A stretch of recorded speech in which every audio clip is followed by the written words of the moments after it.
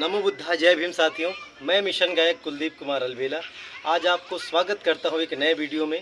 हमारे साथ सर्वोगोहन सिंघड़ के प्रयागराज के एक महान शख्सियत जिनका नाम है अमित गौतम, जिन्होंने बच्चों के लिए अपनी इतनी कम उम्र में लाइब्रेरी की व्यवस्था करके उन्हें नया जीवन देने का काम किया है। तो आइए कुछ खास बातचीत अमित गौतम जी से करते हैं और जानते हैं उनके बारे में।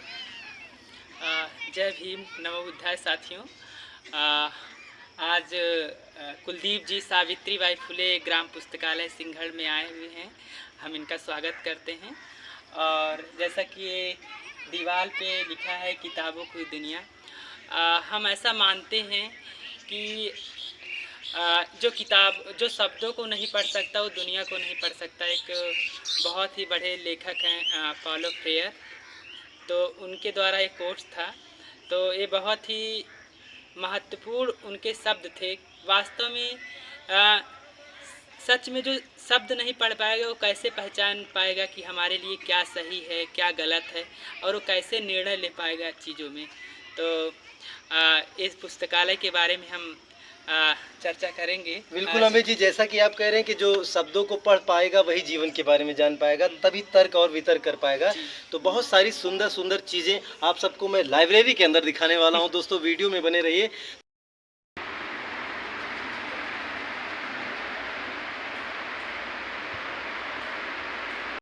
दोस्तों आपको मैं ले चल रहा हूं लाइब्रेरी की ओर, अमित जी के सुंदर से इस सपनों के महल में, जहां बच्चों को ये शिक्षा देने का कार्य करते हैं। तो आइए अमित जी शुरू करते हैं। सावित्रीबाई फुले ग्राम पुस्तकालय में आपका बहुत जोर से और प्यार से स्वागत है। थैंक यू अमित जी, बहुत बहुत आभार। आइए ले चलते हैं। हमारे पुस्तकालय की यहाँ से शुरुआत होती है जी। ये हमारे पुस्तकालय के जो कुछ नियम है जो हम सब ने दिखाना चाहता हूँ दर्शकों को एक बार। पुस्तकालय के नियम हैं जो बच्चे या जो यहाँ पे पुस्तकालय में काम करने वाले लोग हैं, साथी हैं, हमारे लीडर हैं जी, वो उन चीज़ को फॉलो करते हैं, उन नियमों को। तो और ये नियम जो भी बनाए गए हैं हम सब लोगों ने मिलकर बनाया है, सोच करके बनाया है। तो कैसे किताबें ले जानी है, कितने दिन की ले जानी है, और सबसे बड़ी खास बात है कि हमारी जो पुस्तकालय निःशुल्क पुस्तकालय है और एक जाति विरोधी पुस्तकालय है जो जाति भेदभाव को नकारती है, और यहाँ पे उसके लिए किसी भी प्रकार का एक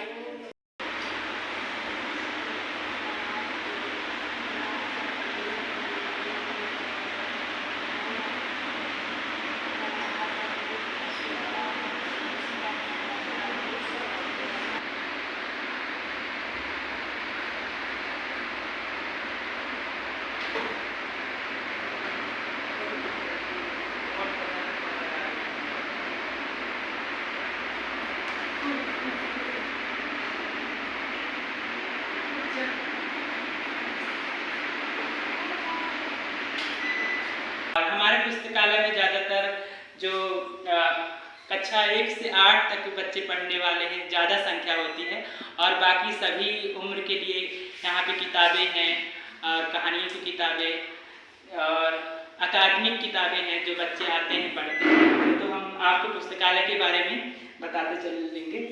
बिल्कुल अमित जी, जैसा कि आप कह रहे हैं कि जाति लिंग भेद ये आप नहीं देखते हैं, और जो कि बहुत ही प्यारी आपकी सोच है, और यही चीज़ इन बच्चों को भी आप मोटिवेट करके सिखाते होंगे। ये आप बहुत ही अच्छा कार्य कर रहे हैं। एक दिन जरूर ये विश्व में व्यापक रूप लेगा और एक महानतम कार्य की श्रेणी में ये आपका नाम होगा। आइए ले चलते हैं अमित जी। और ये नीचे आप देख रहे हैं कि एक जो छोटे छोटे बच्चों ने कहानियाँ लिखी हैं। जी जी। तो ये बच्चों की कहानियाँ हैं। कोई समोसे की कहानी लिखा है, कोई एक पुस्तकालय की कहानी, कोई सुबह की कहानी, कोई मेरे बचपन, गांव का मेला। हम मानते हैं कि जो मानते नहीं, हम देखते भी हैं, जानते भी कि जो किताबें हैं कौन लिख रहा है। जी बिल्कुल। और उसके लेखक कौन है, किस जाति के हैं। हम पाते हैं कि हमारे समुदाय के या हमारे बच्चों को जीवन के अनुभव उसमें नहीं है। तो हम जो है पुस्तकालय में लेखन का और चित्रकला का कार्यशाला करते हैं, जिसमें बच्चे अपने खुद के अनुभव, जीवन के अनुभव को लिखते हैं कि उन्होंने कैसे अपने बचपन को महसूस किया है, जी। कैसे चीज़ों को देखा है। और जब ये कहानी पढ़ते हैं तो आप खो जाते हैं कि कैसे छोटे छोटे बच्चे अपने जीवन को अनुभव से, अपने पेन से लिख रहे हैं। हम देखते हैं कि हमारे लोगों की कहानियाँ, तस्वीरें, हमारे इतिहास को कैसे छुपाया जाता है, कैसे तोड़ा मरोड़ा जाता है। तो ये बच्चे अपने जीवन के खुद अनुभव लिखते हैं। जैसे आज भी आप देखते हैं कि बाबा साहब की तस्वीरों को कैसे छुपाया जाता है, स्कूल में कैसे उनको पीछे रखा जाता है। तो हमारे लोगों की कहानियों को नज़रअंदाज किया जाता है, ना बाबा साहब के बारे में कोई जिक्र करता है। तो एक ऐसा स्थान पुस्तकालय जहाँ पे हम अपने इतिहास को जान सकते हैं, समझ सकते हैं। बिल्कुल अमित जी, जैसा कि आप बाबा साहब भीमराव अम्बेडकर की बात कर रहे हैं, जिनके बदौलत आज पूरा भारतवर्ष चल रहा है, बड़े ही अच्छे ख्यालात हैं आपके। और मैं चाहता हूं जहां बाबा साहब की चर्चा होती है वहां शायद कोई और बात ही ना हो, क्योंकि उनसे यही पूरा ये जीवन है। आइए ले चलते हैं अगले पड़ाव की ओर। तो ये सावित्रीबाई फुले की एक कविता है जो उन्होंने लिखा था जी। तो उसको बहुत हम लोग पढ़ते हैं, कई बार पढ़ते हैं और उससे प्रेरित होते हैं। तो उन्होंने कहा कि मैं इसको पढ़ना चाहूँगा। बिल्कुल सर, बिल्कुल। क्योंकि उन्हीं माता जी के नाम से पुस्तकालय है। तो कहती हैं, अब निठल्ले मत बैठो, हाँ। जाओ शिक्षा पाओ, पीड़ित और बहिष्कृतों की दुर्दशा का अंत करो, सीखने का मिल गया है या तुम्हें अवसर सुनहरा, सीख लो और तोड़ दो जंजीरें एक, जाति व्यवस्था की सुनो, फेंक डालो शीघ्र भाई, ब्राह्मणों के धर्म ग्रंथों को फेंक दो। क्या बात है अमित जी, बहुत ही सुंदर रचना है ये। रचना एक कविता जो है उनके द्वारा है। और आइए ले चलते हैं आपको। और ये शब्द है जो है बहुत ही महत्वपूर्ण शब्द हैं, जो बड़े बड़े शब्दों में जाने जाते हैं, लेकिन इन बच्चे शब्द लगाने के कारण है कि हमारे बच्चे भी समझे कि क्या चीजें हैं। तो बिल्कुल सर, ये ये दलित हिस्ट्री मंथ है। जब बाबा साहब के जन्म उत्सव को अप्रैल माह को पूरा दलित इतिहास माह के रूप में जाना जाता है, तो यहाँ पे हम लोगों ने उनसे संबंधित किताबें को एक महीना डिस्प्ले किया गया था, जहाँ पे बच्चे आते थे, पढ़ते थे। और विशेष करके जो दलित इतिहास थे उसके बारे में यहाँ पे हमारे कुछ जो दलित महान शख्सियत है उनके चित्र लगे हुए। जी बिल्कुल, देखिए आदरणीय बहन जी और फूलन देवी जी और रोहित वेमुला जी, गेल ओमेट जी, अमेरिका के निवासी थे, लेकिन इन्होंने पूरा जीवन अपना दलितों और दलित इतिहास को आगे ले जाने के लिए पूरे बिल्कुल।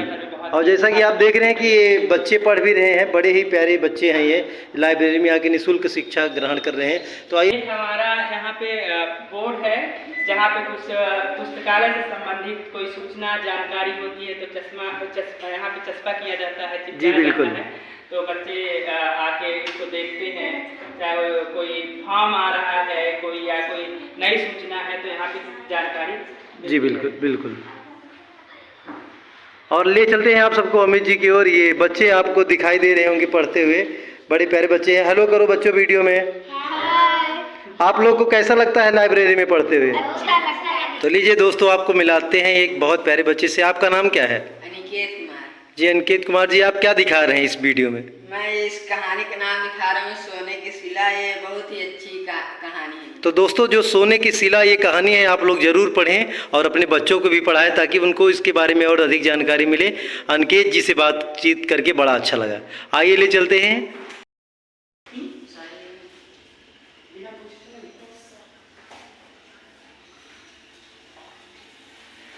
सजेशन फीडबैक बॉक्स, क्या बात है।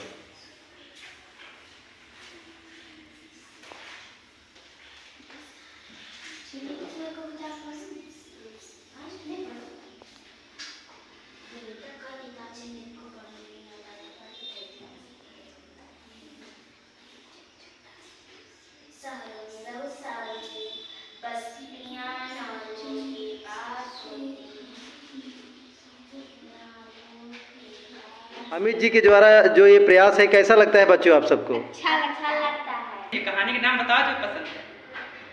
मुझे मिर्ची का चूरा पसंद है। बिल्कुल, बहुत अच्छा, इनको मिर्ची का चूरा पसंद है। तो आप देख रहे हैं कि जैसा कि बच्चे स्टडी कर रहे हैं, बैठकर पढ़ाई कर रहे हैं। जीरो टॉलरेंस रखती है और इस तरीके के जाति भेदभाव को बिल्कुल भी बर्दाश्त नहीं किया जाता। जानना चाहूँगा अमित जी कि आपने अपने जीवन में इन चीज़ों को करने के लिए, इस लाइब्रेरी को मेड करने के लिए कितना स्ट्रगल किया है? थैंक यू कुलदीप जी।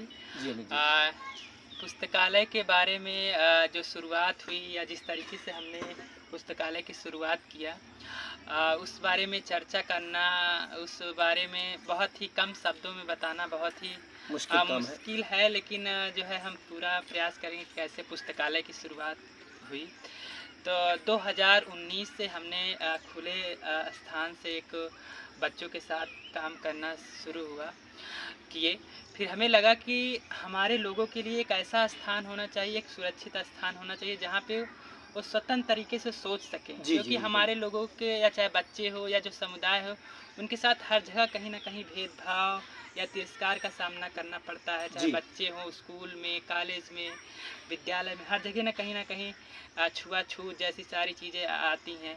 तो हमारे लोगों के अंदर एक भय होता है। जी बिल्कुल। तो मुझे लगा कि सोच में आया कि हमारे लोगों के एक ऐसा स्थान होना चाहिए जहाँ पे वो खुल करके बिना डर भय के और स्वतंत्र तरीके से सीख सके, पढ़ सके, और जो संसाधन और अवसर उनसे छुपाए गए हैं उस चीज़ों को पा सकें। तो सावित्रीबाई फुले पुस्तकालय का निर्माण में बहुत अलग अलग चुनौतियाँ आई। हम चुनौतियों की बात नहीं करेंगे, लेकिन जिन्होंने जो साथ दिया, ये पुस्तकालय 500 स्क्वायर फीट में बना हुआ है, और ये पुस्तकालय समुदाय के लोगों ने, जो बच्चे यहाँ पे आते थे, पढ़ाई करते थे, या उनके माता पिता, सब लोगों ने मिल करके ये पुस्तकालय बनाया है। इसमें जो लागत लगी है, जो निर्माण का पैसा है, वो हमारे कुछ साथी लोगों ने जो हैं उन्होंने मदद किया कंस्ट्रक्शन के लिए, जो ईंट और बालू, सीमेंट, सारी चीज़ें। लेकिन इसमें श्रम लागत नहीं लगी है, श्रम लागत हमारे समुदाय के लोगों ने मिलकर बनाया। और भले ही ये 500 स्क्वायर फीट है, लेकिन 1 साल लगा इस पुस्तकालय का निर्माण में। और 3 जनवरी को 2022 को एक ऑफिशियल तरीके से इसका शुरुआत हुआ। और अभी पुस्तकालय में लगभग 2000 किताबें हैं, जिसमें कहानियों की, कविताओं की, दलित इतिहास, बच्चों की अकादमिक किताबें, NCERT की, यूपी बोर्ड की किताबें हैं, जिसमें कुल मिलाकर 300 से अधिक सदस्य हैं। और महिलाएं, जो लड़कियां हैं, उनको लिंग के आधार पे अलग अलग तरीके से कई भेदभाव को, कह सकते हैं मल्टीपल तरीके से भेदभाव को सामना करना पड़ता है। उससे निकल पाना बड़ा मुश्किल हो जाता है। जैसा कि आप लोग दर्शकों देख रहे हैं कि अमित जी ने खुले आसमान के नीचे से पुस्तकालय की व्यवस्था की, और जहाँ चाह वहाँ राह। जैसा कि आप अपने जीवन में जैसा सोचेंगे वैसा बन जाएंगे। अगर आप चाह लेते हैं कि आप अपने जीवन में कुछ करना चाहते हैं, तो उसकी मिसाल है अमित जी, जिन्होंने अपने मेहनत और समुदाय के सभी लोगों की बदौलत ये आज कोचिंग का निर्माण किया हुआ है, पुस्तकालय का निर्माण किया हुआ है। और इन्होंने बताया कि जैसा कि हमारे समाज में लोगों के साथ भेदभाव होता है और उनका मानसिक स्तर धीरे धीरे खत्म हो जाता है, तो उनको भी प्रेरित करने का काम किया हुआ है। तो मैं इसी के साथ मैं मिलता हूँ एक नई वीडियो में। आप सबसे एक जाते जाते यही बात कहना चाहता हूँ कि बाबा साहब ने कहा है, शिक्षा व शेरनी का दूध है, जो पिएगा उधारेगा। जहाँ रहिए स्वस्थ रहिए, मस्त रहिए। सभी को मेरा नमो बुद्धाय। जय भीम, नीला सलाम।